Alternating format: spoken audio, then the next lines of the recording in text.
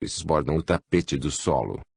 Ele amava tudo aquilo. O mar era o seu espelho a refletir a face do dia e da noite. O rio alaúde em que suas mãos movimentavam sons nas longas cordas das correntezas cantantes. As elevações tornavam-se tribunas nobres donde sua voz se espraiava na direção dos homens. Os desertos em que se refugiava para estar a sós e orar eram preferidos, e os painéis verde-brancos dos bosques e dos casarios eram a pintura comovedora na tela da natureza.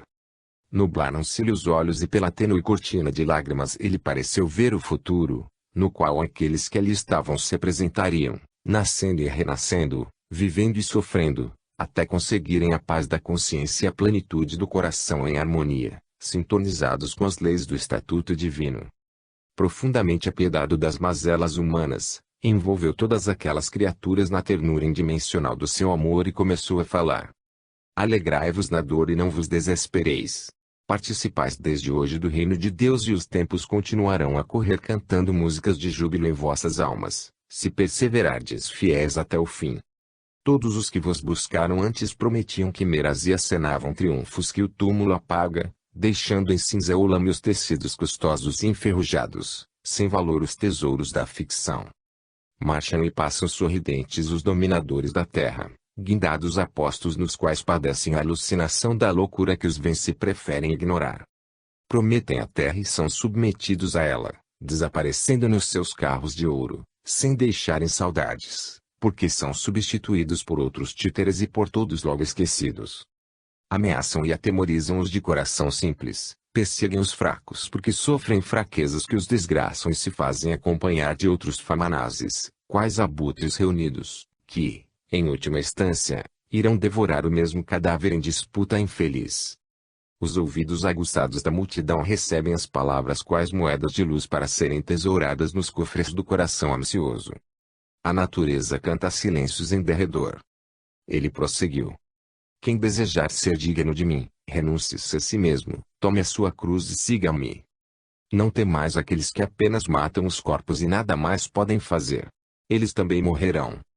Temei, respeitai aquele que depois da morte tem poder de restituir a vida, oferecendo paz ou dor. Se me amardes, tomai a vossa cruz e renunciai às vãs utopias, vindo em seguida. Construí a nova conduta do amor e da verdade. Tudo pelo Pai é sabido, mesmo as coisas mais insignificantes ele conhece. Tem contado os fios dos vossos cabelos. Acautelai-vos da hipocrisia que é a arma dos cobardes. Sede verdadeiros e mantende limpos os corações. Aqueles que me confessarem diante dos homens, também eu os anunciarei a meu Pai. Nada digais em segredo contra alguém, pois que isto que seja dito em silêncio será pregoado aos brados. Evitai manter duas condutas, a que os homens podem e aquela que não podem saber. Nada, pois, façais escondido, porquanto tudo se torna revelado e permanece conhecido. A mentira é a medida do mentiroso como a presunção é a dimensão do ignorante. Levantai a cabeça reta mais sede simples de alma e humilde de sentimento. Engendrai a simpatia entre todos e fomentai a cordialidade. O homem isolacionista é espírito enfermo. Manter cortesia com os que são corteses é retribuir a medida do que se recebe. Os meus seguidores aprendem a ter alegria interior para os momentos difíceis e se acostumam ao prazer de servir em nome do amor. É nisto que reside a verdadeira união comigo. Preservai-vos do fermento da maledicência. As más palavras, as palavras azedas, as palavras rudes corrompem o espírito e corroem a vida, turbando a consciência. Saí da amargura e livrai-vos das suspeitas. Os espíritos imundos se comprazem na inspiração dos pensamentos vulgares e se nutrem dos conubos deprimentes. Em toda circunstância buscai a prece, e, vigiando, servi. Não procureis, porém, fazer tudo. Sede grandes nas tarefas insignificantes e tornai-vos pequenos nas grandes realizações, eis como provar a integridade no bem. Aquele que me negar entre os homens, dele não me recordarei para apresentá-lo no reino. Se vos ofenderem, buscai conquistar o ofensor. Se vos enganarem, ide ao encontro dos enganadores. Se vos caluniarem, marchai com amizade junto ao infamante. Fácil seria abandoná-los. Se assim o fizerdes, não sereis dignos de mim. Não vim para os sãos, os bons, os felizes, mas para eles os desventurados e para vós, os que tendes sede de justiça e paz. A noite estava quase chegando. Uma sutil atmosfera de paz caía sobre os grupos na multidão silenciosa, de coração túmido de emoções e almas comovidas. As silhuetas dos montes se recortam nas primeiras sombras e as estrelas salmodiam nos céus canções em prata fulgurantes. Onomatopeias, hipérbatos e sinédoques escapam dos lábios do mestre na composição dos ditos. É necessário ir mais longe, e informar tudo. Nunca sendo de ventura ele profere por fim. Quando tiverdes de falar, diante de quem seja, não temais. Abri a boca, o Espírito Santo falará por vós. Sede fiéis. Sublime musicalidade tomou conta do ar. Levantou-se, ergueu as mãos e abençoou os ouvintes. As lágrimas abundavam nos olhos de todos nascendo nas fontes do Espírito. Havia um elo invisível que transformava a mole humana numa só família, a família do amor universal do futuro. No mar sereno deslizam ao longe as barcas que retornam. No ar salpicado pelas lâmpadas estelares as ansiedades da multidão soluçam baixinho. E ele entre os homens apresentando a legislação do amor em convite esplêndido à humanidade inteira. E como todos se retirassem aos poucos, silêncio, dispostos a carregarem a sua cruz, ele a sós se encheu de plenitude. A noite, por fim, vestiu ao clive de luar, enquanto as aldeias e as cidades dormiam, e ele velava dos cimos no outeiro. 23. Balizas de luz. Do choque decorrente da tragédia às surpresas dos reencontros queridos com o mestre, aqueles companheiros da sementeira da luz transitaram em poucos dias percursos longos de amargura e júbilos. Sentiam-se desarmados para prosseguir na tarefa e não compreendiam, conquanto desejassem, a extensão do reino que o mestre viera implantar na terra. Acostumados à estreiteza dos conceitos e às limitações geográficas do solo em que nasceram e viviam, não podiam penetrar na grandeza do ideal universalista e indimensional a que a palavra reveladora se reportava, incessantemente. Em Jerusalém, naqueles dias, eram estrangeiros atemorizados, amargando as vicissitudes dos acontecimentos terríveis que os surpreenderam, sulcando fundamente suas almas aparentemente sem experiência. Jesus fora-lhes o amigo divino, é verdade, mas acima de tudo tornara-se o celeste condutor das suas vidas. Acostumaram-se à energia meiguice da sua palavra como o cordeiro que identifica com facilidade a voz do pastor e lhe segue o bastão de comando.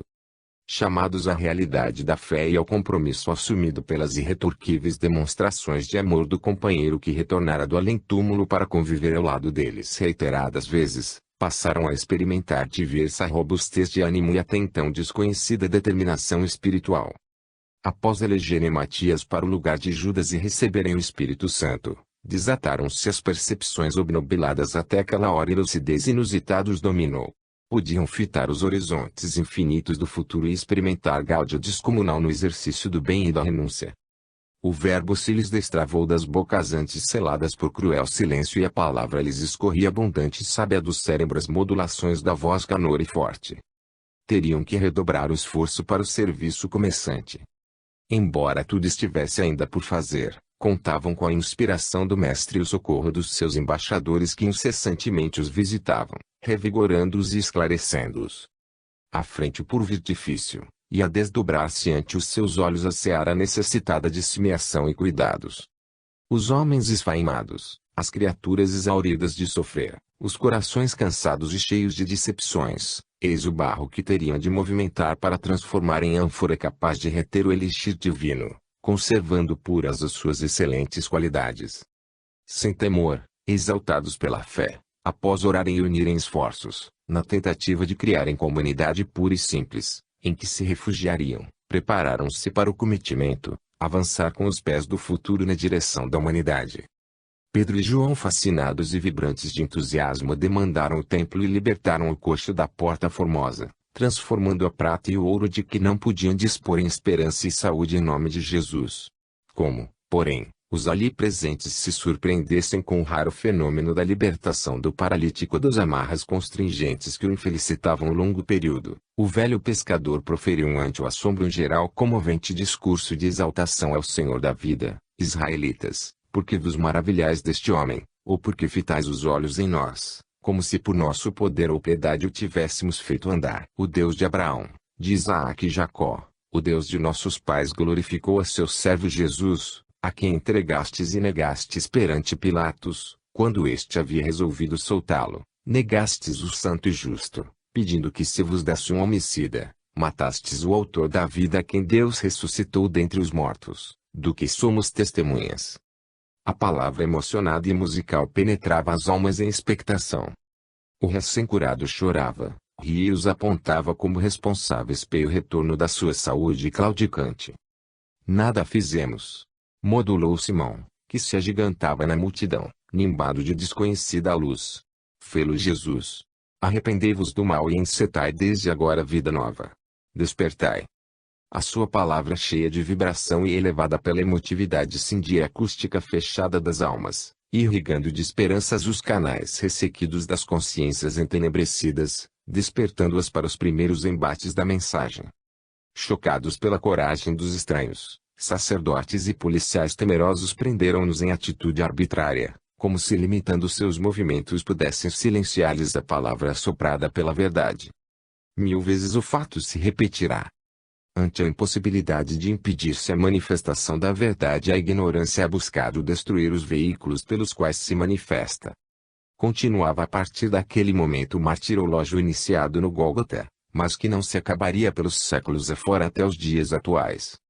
Libertados a posteriori por falta de provas que os retivessem no cárcere, os discípulos retornaram à comunidade, oraram emocionados, agradecendo a bênção do testemunho e rogando a oportunidade de prosseguirem até a morte. Os dias que se sucederam esmagaram paulatinamente aqueles homens simples e audazes que passaram a memória dos tempos como heróis da renúncia e vestilários do amor, não se lhes extinguindo o ideal. As sementes de vida que esparziram, à semelhança do que fizera o seu modelo, conseguiram modificar a estrutura social, econômica, moral e política da história, gerando uma era de esperança e de paz. Criaram nova história para os fastos da humanidade por onde palmilharam com pegadas de sangue. Abriram imensas brechas nas paredes fortes da dominação de governos tirânicos e o amor que deles evoluiu impôs-se como a resposta única possível à problemática da angústia universal. Mediante a resistência pacífica e perseverante encharcaram os séculos de amor e os iluminaram quando os campeões da impiedade ameaçavam tudo destruir e aniquilar, reduzindo a escombros e trevas. A sua não-violência produziu o mais vigoroso e demorado movimento de fraternidade que se conhece. E a sua memória, as suas lutas, as suas abnegações e o seu amor vivem atuantes até os nossos dias, constituindo a segurança dos que amam e confiam, dos que esperam e se doam à causa de uma humanidade melhor e mais feliz. Ainda hoje as perseguições aos paladinos do bem e os servidores do Cristo não cessaram.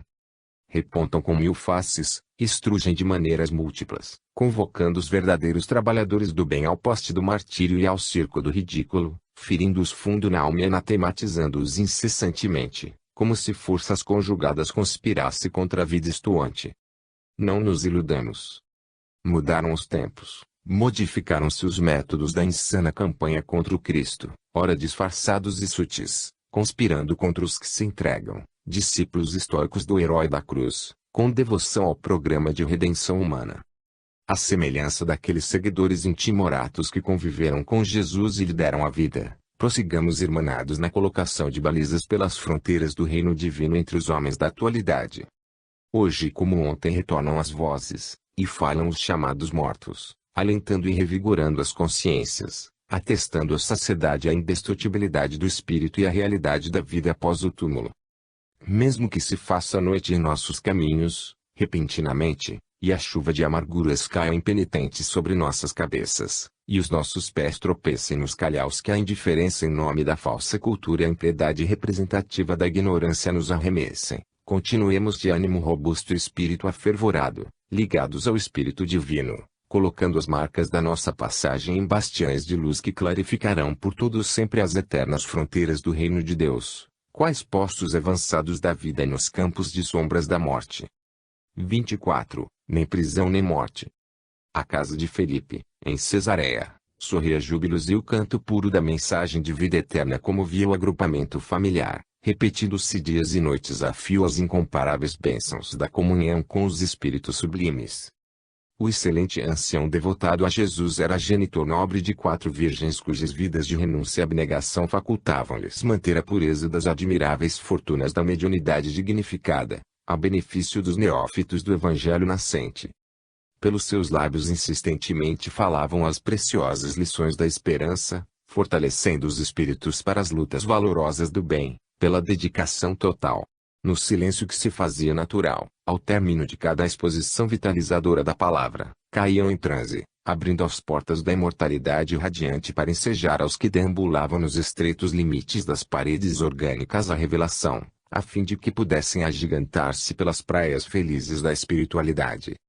Não fora esse sublime concurso vital facultado aos discípulos fiéis e àqueles seres, conquanto o espírito de abnegação e devotamento de que se revestiam, não suportariam as tenazes constringentes da impiedade e do desrespeito, da intolerância e da rebeldia indisfarçável, arremessados contra eles.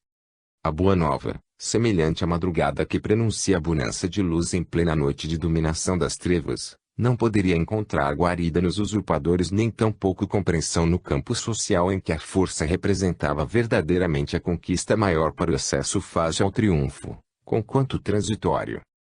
A hipocrisia religiosa multissecularmente mancomunada com o domínio temporal sufocava nos tecidos do abuso as expressões nascentes de qualquer movimento libertador, que visasse a iluminação e ao conforto da grande massa dos infelizes. Com Jesus mudaram os quadros vigentes. Ele não se limitara a ajudar apenas aqueles que haviam ganho a terra, não obstante os atendesse também, ligou-se, todavia, fortemente à dor e ao desalento do povo sofrido para soerguê-lo, acenando-lhe com as esperanças maiores do reino dos céus. Esteve sempre ao lado do sofrimento e seu coração, partilhando todas as aflições dos infelizes, franqueava-lhes a entrada de acesso ao reino além do mundo, caso desejassem transformar as suas dores da terra em futuras alegrias do céu. Depois de haver partido, com a natural ausência do seu conforto direto, enquanto avançam os tempos e aumentam vigorosas as perseguições ultrizes, fazia-se necessário manter o divino elan de resistência e segurança nos corações receosos e nas vidas tímidas dos companheiros da retaguarda. Não fossem as vozes e o incessante intercâmbio em seu nome, não se teria largado pela terra a mensagem consoladora, tão rudes os golpes da criminalidade, de tão funestas consequências afrontosas e contínuas perseguições. A morte, porém, na tradição do Evangelho, nunca produziu medo, por ser vida estuante, vigorosa, porta para a felicidade, quando decorre do sacrifício nobre pelo ideal da verdade. Isto porque aqueles mortos queridos, sempre vivos, retornavam ao convívio dos que haviam ficado para alentá-los e encorajá-los na luta, acenando-lhes promessas e alvíceras de paz que conseguiam lobrigar logo lhes chegasse a vez. As narrações evangélicas estão sempre odorificando os corações com o perfume da revelação. Profetizavam as filhas virgens e dignas de Filipe, em cuja casa Paulo, no ardor da sementeira da fé edificante, se hospedara em Cesareia, ao retornar da viagem a Tiro, Ptolemaida. Naqueles dias chegou da Judéia um membro atuante credenciado pelo alto para o ministério, Ágabo, portador da mediunidade rutilante, já conhecido de Paulo. A alegria festiva e espontânea e o convívio vitalizador com o embaixador do mundo espiritual assinalariam o assentimento do Cristo ao programa em pauta e trariam a diretriz segura quanto aos destinos futuros do labor apostólico. Pairavam, também, no ar, graves preocupações. A igreja de Jerusalém sofria aguerridos combates de infâmias sórdidas. Ágabo, tomando a cinta de Paulo, na primeira reunião a que se fez presente, atou pés e mãos e disse: assim ligarão os judeus, em Jerusalém, o varão a quem pertence esta cinta, e o entregarão nas mãos dos gentios. A aflição flechou as almas humildes dos que compunham o grupo fiel. Imediatamente foram tomadas providências para que o apóstolo dos gentios não descesse à capital, a fim de poupar-se a ação nefanda dos inimigos do mestre. O caminho e o zelo dos amigos, o medo e a devoção dos irmãos receosos tentaram dissuadir o pregador de realizar a viagem, de modo a evitar as injunções decorrentes do apostolado, como se isto dependesse dos esforços débeis da amizade terrena, em detrimento dos programas divinos nos seus objetivos elevados, transcendentes. Lucas, que o acompanhava, e os demais choram, tentando dissuadi-lo. Paulo se recusa a atender às medidas de precaução e coloca a vida, que de nada lhe serviria se recuasse, nas mãos do rabi e exclama: que fazeis, chorando e magoando-me o coração? Pois eu estou pronto não só para ser ligado, mas até para morrer em Jerusalém, pelo nome do Senhor Jesus, e ruma na direção do sacrifício que o engrandece e respalda a palavra da sua boca, vitalizando a pregação do Cristo nas luminosas e combativas mensagens ainda insuperáveis. O mundo espiritual sempre esteve presente na igreja primitiva, atendendo seus membros e comunicando-se com os lidadores das tarefas espirituais. Fonte inexaurível da misericórdia divina, a revelação se fazia espontânea e nutriente, sustentando os servidores do bem na indimensional realização do ministério abraçado, através da mediunidade. Hoje, evocando aqueles dias da igreja ativa e dinâmica dos primeiros séculos do cristianismo, a doutrina espírita revive a mensagem de vida eterna, e os imortais que venceram o umbral da decomposição celular retornam para prosseguir norteando e conduzindo o pensamento moderno para além das fronteiras da Terra, na direção dos rumos ilimitados do reino de Deus. Conquanto os óbices que ainda são levantados e as prisões morais, as limitações domésticas e os inimigos do homem enjaulados no próprio eu, os trabalhadores intimoratos de Jesus prosseguem fiéis, incorruptíveis até a morte, que é a antemanhã da vida em que creem, que divulgam e aguardam, corajosa, jubilosamente. Narram os Atos dos Apóstolos que Paulo estava hospedado em Cesareia, na residência de Filipe, que tinha 4 filhas virgens que se comunicavam com os espíritos e que ali chegara Ágabo. Sofrimentos pela causa da verdade. Perseguições no culto do dever. Dever acima de tudo com Jesus até a morte se necessário, já que a vida que possam tomar aos lidadores da fé, a Ele, que é o Senhor, já pertence, desde antes. 25. A cura real. É como vos digo, nobre Lavínia. Os cristãos constituem o grupo mais cordato de todo o império, incapazes de desordens ou desrespeito de qualquer natureza. Amam a verdade e obedecem às leis, colaborando eficazmente pelo bem geral. Mesmo quando consideram os governos arbitrários ou injustos, mantêm a mansuetude e porfiam na esperança, mesmo se espulhados ou perseguidos. Falas, Miriam, redarguiu a outra, como se os conhecesses. E isto surpreende-me. Vives na minha casa como hóspede honrado e querida desde os dias dos meus pais, e jamais supus que privasses com essa gente. Certamente, a sua famigerada doutrina nascida de um malfeitor que foi justiçado numa cruz estimula-te e até certo ponto compreendo as tuas simpatias, considerando as afinidades decorrentes da tua raça e dos teus costumes. No entanto, és mulher inteligente, verdadeira diva da música, do canto, e por que não dizê-lo, uma eleita dos deuses se não fosse. Compreendo, respeitável Patrícia, acudiu a interlocutora, comovida. É-me difícil explicar-vos. A verdade, porém, constrange-me a afirmar-vos, fiel ao respeito que vos devoto, que os cristãos obedecem à ordem. Mas não sacrificam aos deuses, ferindo as venerandas tradições de Roma. Concordo que não reverenciam outros deuses, senão Deus, que é o único e o soberano Senhor do universo. Espantas-me. Pareces cristã. Se assim vos pareço, gostaria de dizer-vos que Jesus me fascina. Blasfemas. Enlouqueceste. Porque nunca me o referiste. Jamais me perguntastes, senhora. Que tens a favor do crucificado e contra os nossos deuses? Nada, senhora, nada contra. Somente a favor de Jesus, a quem conheci, faz muitos anos. Os olhos negros e grandes da mulher nublaram-se de lágrimas, parecendo rever através dos painéis da memória o longínquo passado, vivo e fulgurante na sua alma. Quando o conheceste, já eras? Sim, foi a paralisia que me conduziu à sua presença. E ele não te curou? Não dizem que era taumaturgo. Não, não me curou o corpo, é certo. Não o corpo. Lá fora o sol causticante de julho e o calor abafado, desagradável. No átrio do palácio, entre os ciprestes verdes e esguios, as duas matronas dialogam e os loendros, sob a forte luz do verão, arrebentam-se em festa de flores perfumadas. Escutai-me. Dir-vos-ei.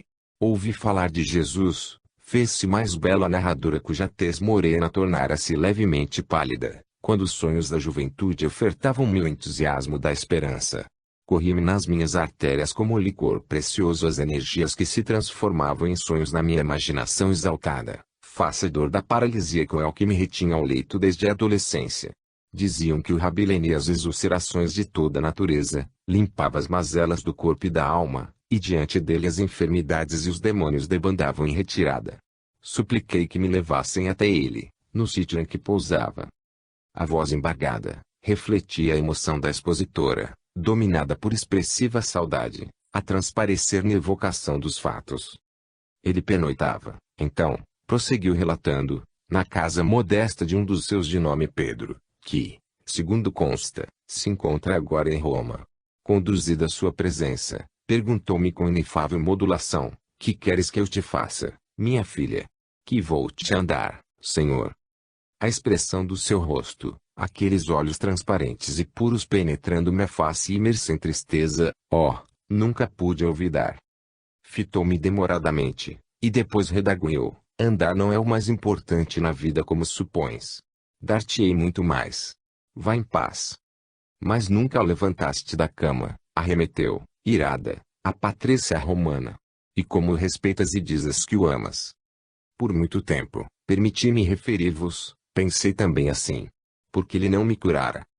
Conheci paralíticos outros aos quais ele restituíra os movimentos, cegos, surdos, mudos, endemoniados que se recuperaram após estar com ele. Porque eu não? Foi somente a lição do tempo que me fez compreendê-lo. À medida que se passavam os meses e os anos, aqueles beneficiários das suas mãos e da sua compaixão voltaram a enfermar e alguns morreram.